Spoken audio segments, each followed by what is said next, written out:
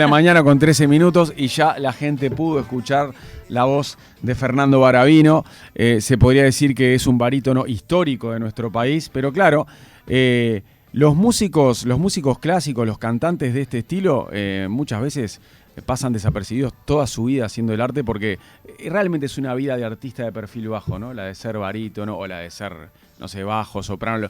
Los que cantan en esas orquestas como la Sinfónica, por ejemplo, pueden tener una vida de repente súper austera y de perfil bajo que la gente no los reconoce, salvo que sean fanáticos que los van a ver semana a semana o mes a mes. Bienvenido, Fernando.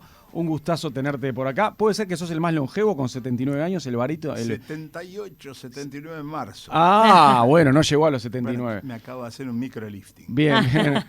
Bienvenido. Sos el mayor de los barítonos que están en actividad hoy. Aparentemente sí. Sí. Un gustazo tenerte por acá. Un placer compartir con ustedes. Debe ser raro, ¿no? Estábamos comentando eso, porque cualquier otro artista tiene como de repente sus fans, sus seguidores, que vas al supermercado, vas a un cine a ver una película y te dicen, te fui a ver, qué grande, me encanta. Ustedes tienen otro estilo de vida, digamos, ¿no? No es tanta la gente que los reconoce por la calle. Tú sabes que es un buen planteo para abrir el fuego, ¿no? Uh-huh. Porque hemos sido relegados los artistas líricos, no solamente la cuerda mía de barítono, hemos sido relegados por el mercado. El mercado atiende a la lógica del lucro, ¿sí? Uh-huh. Entonces, generar un producto de rápido retorno en tiempo muy breve, económicamente es lo deseable. Claro. Las empresas discográficas fundamentalmente son las que van comportándose según las leyes de mercado. Entonces, generar un artista lírico por lo menos lleva entre 7 años y una década. Si vamos a contemplar la inversión de alguien que canta como Dios le da a entender, sin ninguna preparación de ningún tipo, el mercado necesita un producto rápido de una venta de inserción ya preacondicionada por los medios de difusión y sobre todo por el marketing, que es sumamente eficaz. El marketing se maneja con leyes de psicología, no tiran al azar, tiran perfectamente apuntando al consumidor.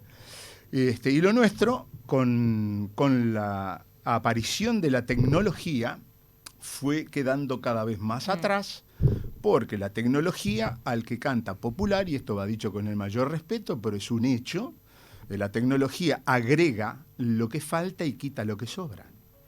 Y nosotros no tenemos ninguna otra alternativa que llegar a un casi delirio de perfeccionismo para presentarnos frente a 2.000 personas, por ejemplo en el Sodre, sin apuntador, con una obra que lleva 3 horas toda de memoria, cantando con la voz impostada, sin ningún tipo de amplificación. Subrayado para la audiencia que no conozca el tema, lo nuestro carece por completo de amplificación. Mira, ¿cuánto cambia lo del apuntador? Porque uno supone que si tenés al público ahí de frente, cambia mucho. A esas 2.000 personas, si tuvieras apuntador, ¿dónde está el apuntador? Claro. El apuntador estaría frente a la boca misma del escenario. Ahí se abría una pequeña escotilla que no tendría más de 30 centímetros. Creo que fue un gran error eliminarlo. ¿Qué te hacía? Los que preconizaron esto en general fueron los regisseurs y algunos escenógrafos que decían que eso afectaba la estética. Todavía ahora lo hemos visto en grandes teatros, si mal no recuerdo, en el propio Metropolitan de New York está la escotilla del apuntador, por la sencilla razón de que somos humanos, no hay que ser muy listo. Soy falible, me confieso falible. ¿Es un recordatorio que te hace el apuntador? El apuntador está siguiendo la partitura y en el momento en que tú tienes que decir algo, él te lo balbucea o te lo muestra con la articulación labial. Y con eso, por el rabillo de ojo, porque no podés descomponer el personaje, recibís la información. Y yo he visto, por ejemplo, en el Colón, por ejemplo, en el Municipal de San Pablo, por no hablar del Metropolitan, justamente que estos maestros han salvado funciones de verdaderas catástrofes. Ahora quedamos librados a nuestras percepciones. A tu memoria y a tu oficio también. Sí, al oficio, bueno, al destino, yo qué sé, el karma. Fernando, usted ahora se va a presentar en el Sodre, recién estábamos un poco haciendo la apertura. Puedes tutearme porque Gracias. Yo ya lo empecé a tutear. Bienvenido el tuteo. Bueno, gracias. Contame cómo se va a hacer la presentación. Es una ópera. Perdón. Con la Orquesta Sinfónica Nacional. Sí. Vas a estar. La ópera siempre uno está arraigada a otras generaciones y a algo que no está modernizado, y sin embargo la ópera se ha ayornado mucho a estos tiempos. ¿Cómo se presentan y qué van a presentar ahora en el Sodre? Bueno, justamente esta trama es una trama muy dieciochesca, hecha una obra de Wolfgang Amadeus Mozart y Lorenzo da Ponte,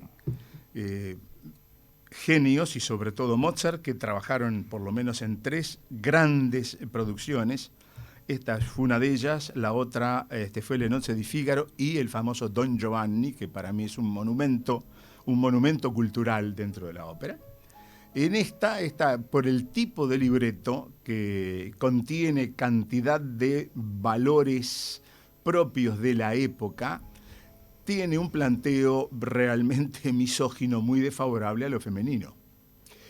Y el regisseur, que es un excelente creador y trata en todo momento de ayornar las puestas, es Marcelo Lombardero, que ha tratado de hacer, diríamos que casi la contraprédica dentro de la propuesta para que lo femenino tenga un realce adecuado y no sea absorbido por el aspecto totalmente negativo del libreto de Da Ponte. Recordemos que en esa época había una cantidad de valores occidentales judeocristianos y fundamentalmente católicos que tenían determinadas visiones, ¿no? Eva era la que había llevado a Adán al pecado, ¿no? La prueba está que en la estructura de esa confesión son hombres. El Papa es hombre, ¿sí? Los cardenales son todos hombres. Ese fue un dictamen de la Santa Sede que dijo que no admitía a mujeres pecadoras para cantar en la Capilla Sixtina, sino que era mucho mejor castrar niños para que tuvieran una voz aguda finita. Y eso llevó casi 300 años de castración. Para los que lo lograban era un gran negocio. Qué aberrante. Era un gran negocio aberrante, pero gran negocio al fin, porque lograba cierta tonalidad muy particular. Sí, lograr un registro que... Por eso se hablaba hoy de los niños cantores y de los sopranistas. Comenzamos hablando de los sopranistas. Bueno, que justamente también lo charlamos un poco fuera del aire. Ya vamos a dar más detalles de las funciones que van del 11 al 18 de noviembre ahí en el Auditorio de la Reta. Pero hablando de tu oficio, ¿no? Y de tu condición de barítono, ¿qué cualidades debe reunir un cantante para llegar a ser barítono? ¿Y cuál es la edad en la que decís, bueno, te recibiste, lo sos porque ya tenés una voz conformada, digamos, desarrollada? Te entiendo la pregunta, pero requiere precisiones, ¿no? A ver. Te puedo contestar en sí o no eso, ¿sí? Bien. Cualquier cantante, ¿no? La cuerda de barítono, todas las cuerdas de cantante tienen, en la naturaleza se presentan de una manera muy especial. La naturaleza parece ser bastante sabia y justa. Las voces agudas, más agudas, maduran antes y pueden presentarse antes profesionalmente en el escenario. Más las voces graves, Sí. De alguna manera maduran mucho después y en esa misma medida tienen que acceder a sus roles después. Ah, bueno, por eso te preguntaba lo de las edades. Justamente, pero es por un problema bien entendido de maduración biológica natural Claro. en las distintas cuerdas. O sea, en el caso de un barítono y de mis cualidades, yo no me puedo poner como ejemplo porque soy una suerte de feliz anomalía. Yo cantaba Giorgio Germón en Bloomington, Indiana, con 24 años. ¿Y no es común eso? No, es totalmente fuera off the record. Ah, mirá, es más cerca de los 30 que uno se recibe de barítono. Eso me debió haber llegado a mí a los 35. Porque uno ahí adquiere una gravedad en la voz que no tenía a los 20 y poco. Exactamente, los graves van madurando con la edad y el registro agudo comienza lentamente a irse en puntas de pie, a resentirse. Pasa mucho, no solamente con cantantes, pasa mucho con relatores de fútbol, que los claro. escuchamos cuando tenían 20 y poco, y tienen una voz distinta a la que adquieren de veteranos, ¿viste? Cuidado, acá estamos todos con audífono y micrófono. Sí. Yo puedo pasarme horas con esto porque tengo activado mi reflejo cócleo recurrencial, que es lo que me permite que mi garganta no se esfuerce. Cuando pedí un poco más de volumen era justamente para favorecer mi fonación. Si yo al relator de fútbol le quito esto, lo dejo afónico en 10 minutos. Ah, si le quitas el auricular, claro. Le saco la prótesis, queda afónico en 15 minutos. Mira. Gritando los goles como los gritan. Y pero vos en una función que no tenés auriculares, Ajá. ¿cómo la llevás?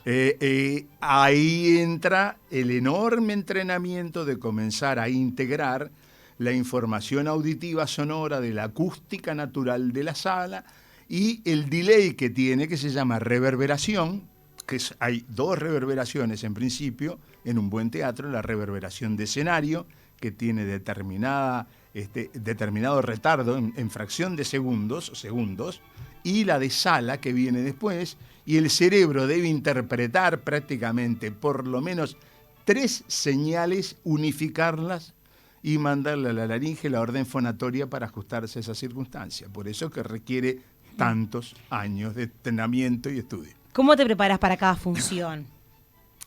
Vida monacal. A ver. Vida monacal es no trasnochar, no beber. Obviamente que fumar para mí es una cosa de un remoto pasado. Comer muy sano, el hígado irritado genera flemas. Mira. Los problemas de digestión pueden también generar problemas. ¿Cuántas horas antes del concierto ya no comes? Yo soy un fanático, 6, 7 horas. Mirá vos arrancás con hambre, te diría. Sí, con hambre de cantar bien. Bueno, pero con un poco de apetito en el estómago también, ¿no? No. Es tal la ansiedad de cumplir que yo en ese momento me pones un chivito canadiense. No, lo que sea, lo miro y digo, ¿y? Mirá. No te mueve un pelo. Nada. 6 horas sin comer antes de la función. ¿Cómo es vocalizar? Sí, hidratándome, ¿eh? Claro, sin comer, hidratándome. Agua sin gas. Exactamente, Simple. por supuesto. Y comer, perdón, decías, ¿no? ¿Qué? 5 horas sin comer, hidratándote con 6 agua. horas sin comer, 6 horas sin comer. Sí. Yo ya estoy restando una. Agua sin gas. Agua sin gas.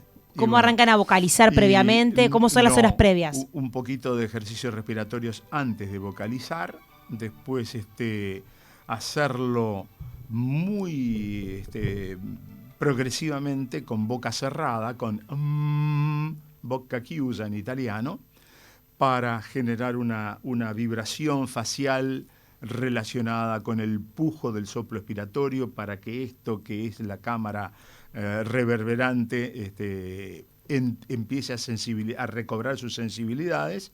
Y trabajamos siempre bajo el fundamento de nuestras sensibilidades propioceptivas. Estamos permanentemente atentos a las respuestas corporales que van dando, junto con las auditivas, un comportamiento unificado que hace que el producto tenga la apariencia de carencia de esfuerzo, cuando en realidad tiene un gran esfuerzo, pero eso es lo que debe recibir el público. Esa M que recién hiciste, algunos comunicadores, algunas fonoaudiólogas, a los comunicadores nos recomiendan hacer esa M antes de empezar a hablar o de empezar el día. Justamente. Yo hace poco tuve una cirugía en cuerdas vocales y mi fonoaudióloga me da mucho miedo el volver a hablar y el volver a trabajar, y me decía que la M es lo más sagrado que tenemos antes de cuando amanecemos, cuando estamos levantándonos, por la cara, empezar a hacerlo. Bueno, pero te observo articulando bien a ti. Creo que has puesto bastante cuidado en articular claramente. Llevo meses igual en esto porque estoy trabajando en la reeducación. Bien. Fernando, Va bien. Va bien. Lo tuyo es admirable, ¿no? Porque se nota que fuiste un profesional que se cuidó mucho desde siempre, porque tenés 78, casi 79. Amo mi profesión. Y claro, es amor. Y estás impecable. Y seguís dando conciertos como barítono. Y además estás impecable y parecés de 70, te diría, o menos. Estás muy bien. Pero claro, basado en eso, ¿no? En tu gran carrera y en lo responsable que se ve que fuiste, te quería preguntar, ¿qué vida útil puede tener un barítono? Porque uno supone que también en ese oficio debe pasar que en algún momento te empezás a dar cuenta de que la voz que sale de ahí es la de un anciano y no la de un hombre maduro o veterano. No hay un momento en el que uno empieza a adquirir voz Sí. No quiero decir viejo, pero sí de veterano, anciano. Hay una cosa que siempre delata un proceso ya de deterioro, que son las alteraciones del vibrato. Ajá. El vibrato.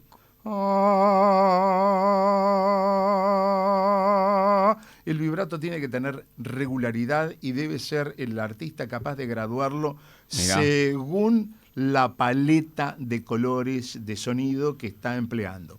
Cuando eso ya no le responde, evidentemente su estructura neuronal ha empezado a declinar. Por un tema natural del paso de los años. Y sí, la genética un día nos va a traer la factura y se terminó. Hasta acá llegamos. Pero se ha dado que vos tenés colegas de tu edad o más jóvenes que vos que tuvieron que retirarse porque eso les entró a fallar ya. Sí, pero por sobre todo siempre ha habido una técnica precaria basada, en el caso masculino, en la abundante testosterona. La testosterona, de los 45 en adelante, si no antes, comienza una curva declinante que uno la puede ir prolongando con una conducta.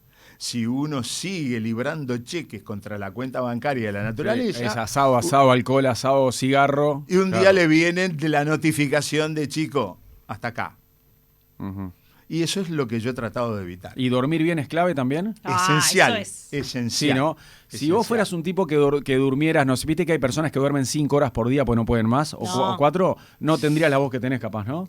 Y es uno de los componentes, sin duda. Sí. El sueño es el momento en que el cuerpo reintegra los elementos que falta, restaura lo dañado, y es absolutamente negativo restarle a las horas de sueño. Es mucho mejor sacarse la televisión o sacársela alguna otra pavada que no. Al celular, hoy al celular mucho, ¿no? Y el celular con las vértebras destruidas. Ay, total. Sí, total. parece Quasimodo con el celular. Pero Totalmente. no les pasa que a veces lo usan, bueno, vos no, porque tendrás una disciplina, pero No. uno lo usa mucho acostado el celular antes de dormirse y decís, vos, me podía haber dormido hace 45 minutos y estuve hace 45 minutos con el celular en vez de dormirme. Sí. ¿Y a cambio de qué? ¿Y a cambio de qué? Porque eso fue toda pérdida. Sí. No ganaste nada. Estás acostado Se te todo, pero perdieron estás con el celular. 45 minutos de vida. Claro, estabas acostado todo bien, pero con el celular prendido, mirándolo. No, porque el proceso de apagado también lo tenés que favorecer. Sí, exacto. Y con eso lo estás pinchando, incentivando. A ver, a ver qué dijo fulano. Sí. Fernando, tenemos que ir cerrando, pero ¿Cómo no? hablamos un poquito más temprano de que sos un artista independiente y te traen propuestas y vos ahí evaluás si te sumás al proyecto o no. Claro. Has estado en grandes teatros en América Latina, en Estados Unidos, en Europa. Unas pinceladas de dónde has estado, contanos por favor que queremos saber. Y bueno, yo lo digo no lo digo usualmente, pero como somos ilustres desconocidos, dentro de los latinoamericanos creo haber sido primero y único hasta ahora de haber intervenido en las finales del Metropolitan Opera de New York. Para empezar. Mi debut lo hice como primera figura en Bloomington, Indiana, donde fui becado. Antes fui estudiante de inglés en la Universidad de Arizona. Teatros importantes. Bueno, el Colón de Buenos Aires, el Municipal de San Pablo, el Municipal de Santiago, el Municipal de Lima, el Instituto Latinoamericano de la Música en Roma. Y todo eso de teatro chico ni hablo, ¿no? Y me imagino que en alguno de esos estoy hablando de los mega grandes teatros. Tremendo. Y me imagino que en alguno de esos conciertos habrás visto en la platea a personalidades importantes también. He tenido alguna cosa muy destacable. En el Metropolitan de New York vino Agatha Warren, la viuda de Leonard Warren, uno de los barítonos más importantes del siglo pasado. Se me apersonó y me dijo, usted me hizo recordar durante toda la noche a mi marido. Qué salado, y qué momento. Eso me quedó como una cocarda colgada en el pecho. Qué bárbaro. Cantando con Renata Scotto en el Municipal de Santiago, me dijo, hay una voce di lusso, tienes una voz de lujo. Cantando con Giacomini en el Colón, que salía al toro sin haber tenido un ensayo, me palmeó la espalda y me dijo, bravo ragazzo, sei un musicista. Bien, Botija, sos un músico. Cosas de esas que, bueno, cosas si de me las las cosas preguntan, las digo. ¿Más delirantes que te ha pasado? Más locas. Cosas delirantes, más locas que me han pasado. Es que a algún colega se le olvidara la parte y me arrastrara un poco a mí. Ay, qué momento. Mirá. Otra esta que siempre la cuento, si tengo tiempo la cuento. Sí, Estábamos haciendo un pagliacci acá, cuando el Sodre todavía no tenía su casa y el Solís todavía no había sido refaccionado, estábamos hablando de la década de los 80 o los 90, en que al final, en la puesta, Tonio tiene que quitarse las vestimentas de payaso y, junto con la frase que siempre disputamos tenores y barítonos, la comedia es finita, la comedia terminó, los grandes tenores la reclaman como suya, los barítonos la reclaman como nuestra. En esta producción se le adjudicó quién sacaba el doble pechuga más grande. Claro. Me tocó a mí. Y el chiste era que agarrando una tirita, mi pantalón, que era enorme, simplemente cayera. Ok. Fuimos al ensayo general, lo probé, tiré la tirita, cayó el pantalón, yo tenía debajo tenía otra vestimenta de pueblerina, ¿sí? De pueblerino. El día de la función dije, voy a chequear que la tirita corra bien, porque es un gesto, es la comedia finita, cae la tirita, cae todo, vuelvo a hacer el carácter original y la comedia termina en el escenario y en el teatro. O sea que la tirita era fundamental. Era crucial. Que no falle, sí. Voy al camarín, chiqui, llego al coso y miro un punto cruz sobre la tirita de un lado, de modo que si yo hacía así, no habría. Empezaba a girar el pantalón y yo empezaba a retorcerme como una lombriz en el escenario. ¡No! Sí. Entonces me entró una rabieta espectacular porque como broma me pareció macabra. ¿Sí? Clara. Agarré el corta uñas, le hice clic, clic a al pespunte, lo probé. Vivía mi mujer en aquella época, le digo, mirá, nena, cuidame esto. Nadie me entra al camarín y fíjate que esto funcione así. ¿Pero decís que fue una broma? ¿Quién pidió coser una tirita que se pidió que corriera ágilmente y se explicó por qué y para qué? Mira, está. O sea, te dejo a ti la respuesta. Fue una joda de alguien entonces. De la otra cuerda capaz que fue. Viste que de las cuerdas hay. Mirá, en Estados Unidos, entrando a la capela del Liatavanti en Tosca, yo tenía que salir con un abanico bastante importante porque le mostraba la efigie de una dama a Tosca. ¿Qué hicieron? Lo rompieron y calzaron las maderitas de forma que al levantarlo no se rompía. Pero si tú hacías el gesto de abrir el abanico, hacía ¡plonk! Era como un gag de televisión. Qué maravilla. Eso me pasó. Ese me lo tomé en broma. Bueno, los que quieran ver y escuchar a este reconocido barítono uruguayo de gran trayectoria internacional, Fernando Baravino, pueden hacerlo en noviembre. La obra se llama Così fan tutte. Così fan tutte. Él va a estar participando, va a estar cantando junto a la Orquesta Sinfónica Nacional y el Coro Nacional del Sodre los días. Hay 4 funciones por ahora, 11, 13, 15 y 18 de noviembre en el Auditorio de la Reta a las 8 de la noche, a las 20 horas.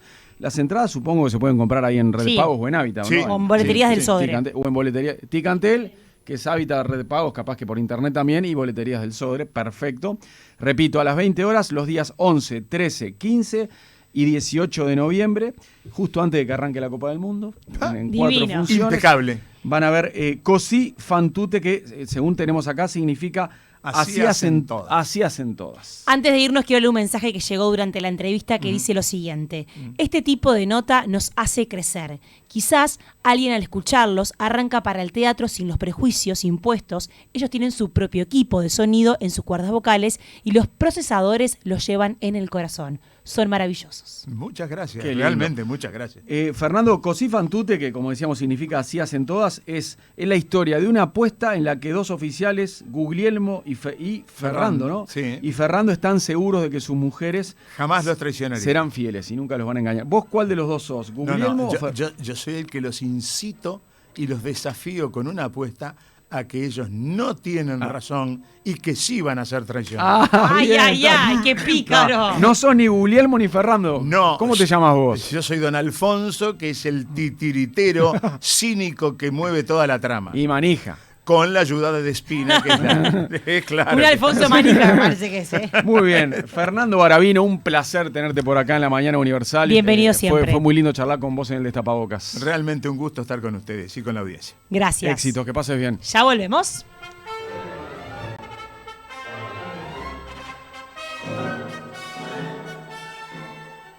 Mariano López, Camila Civils, Tuque García. Estás escuchando El Destapabocas. 970 Universal. Somos periodismo, somos fútbol, básquetbol, somos entretenimiento. 970 Universal.